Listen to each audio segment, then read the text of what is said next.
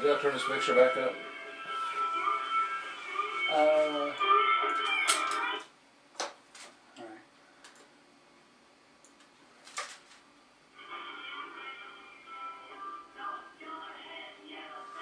Now that's how you're going to hear your callers too. So. What?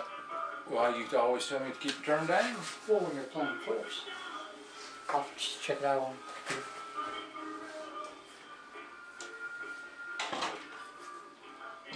We're starting a show.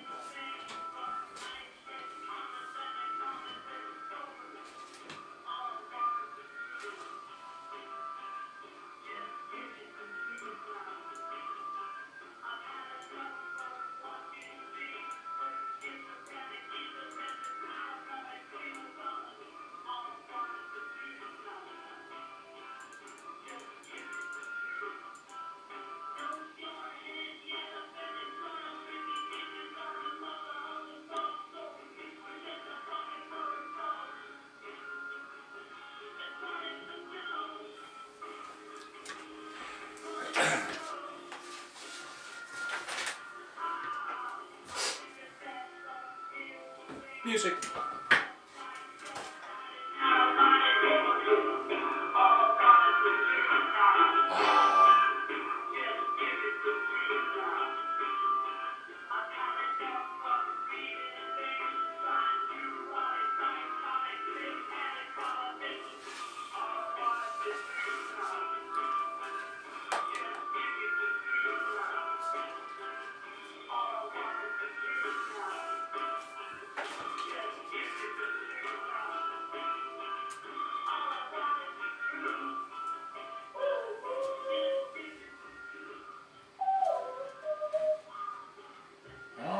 There we go. We're still getting technical difficulties down, but we're going to get them worked out one of these days. We seem to be doing everything we can to sabotage the show. We may not make it 2 hours a day. Dental appointment keeps you from being quite up to everything that you want to talk about. But we're going to have a good show today. We got lots of things to talk about. We've got Glenn Beck in Wilmington, Ohio, which is not far from here, maybe 2 or 3 hours up into Ohio. And we've got some things that really do need to talk about. I think I want to start the show out with something that I had yesterday that, I don't know, it's... I don't feel sorry for Barack Obama in the least. I think he is an egomaniac. I don't think he's changed his ideologue at all. I think he has learned that you have got to act like you're changing when you're actually not changing in order to get anything done. And you know, but it hasn't worked with him to be arrogant with the people. So, you know, this humbleness that he has, I don't know. You can judge for yourself. But listen to this little soundbite.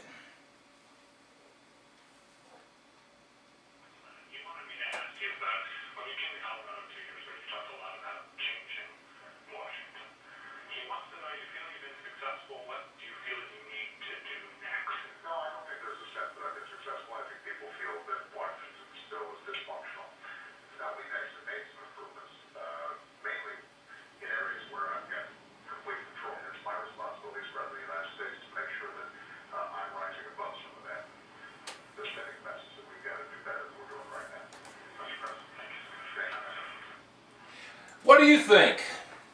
Do you think President Barack Obama has ascended himself above all of that? You got a call-in number at 714-242-5223. You've got the Skype and gee, here again, the Skype thing I'm not really sure of. Conservative Freedom USA on Skype, I think it is. And if you got a question, my producer, who's my son James, you can email us. And if he'll put that email address up for me, I'll have it. But our website, conservativefreedomusa.com, and you can see replays of the show and video on YouTube at Conservative, the number 4, All USA. So if you've got questions or if you've got comments, I'm going to learn how to use this switchboard one of these days, because you know, it's just a necessity, I think. You email if you have a question you don't want to get on the air at conservativefreedomforall@gmail.com, and they'll get the question to me. We probably used to have more emails on my radio show than we had call-ins. I want to talk about, what do you think? Do you think the president feels the heat? I think he does. I think he feels the heat a lot. Do I feel like that the president feels like he's appreciated? No, he doesn't. The only time this president has felt like he was appreciated was the point in time when everybody was calling him the Messiah. I mean, Chris Matthews, you know, tickling up his leg or whatever he had to say. I mean, for gosh sakes, how silly is that? And everything this guy did, you know, led to the point that during the BP thing, they just wondered, and I wondered, why he just didn't walk out on the water and put his hand down in the water and just squeeze that pipe till all the oil quit leaking. You know, Mr. President, I think you do understand a lot of things. I think you understand that the people in this country, they get it. They just don't like it. Now, do we appreciate what he's done? Let's see. He's given us the biggest deficits in 2 years in our history. He's given us stimulus plans that are costing us fortunes, cash for clunkers, all that sort of thing. He's divided race relations, because while he's black, he's not really black. He's one of these guys that understands he has to use the black community in order to get what he wants because of his skin color. But he's not a black ideologue by any means. He's been divisive. He lies to the country. Listen, yeah, Mr. President, we get it. We just don't like it. It's not what we want. I will appreciate him a lot better if he would stand up in January and say, okay, Congress, look, you know, 6 out of 10 people do not want this health care, so let's repeal it. Let's see what you guys like. Let's try to listen. Oh, what a novel idea. Let's try to listen a little bit to the country, see what people want. I've been in the life insurance and health insurance business for 38 years. I was 4 when I started. I'm a very young man. And I got out of the health business years ago as far as real active in it, because it was so horrible then. But there are some things that are problems in the health insurance industry. I'm not an idiot. I understand that.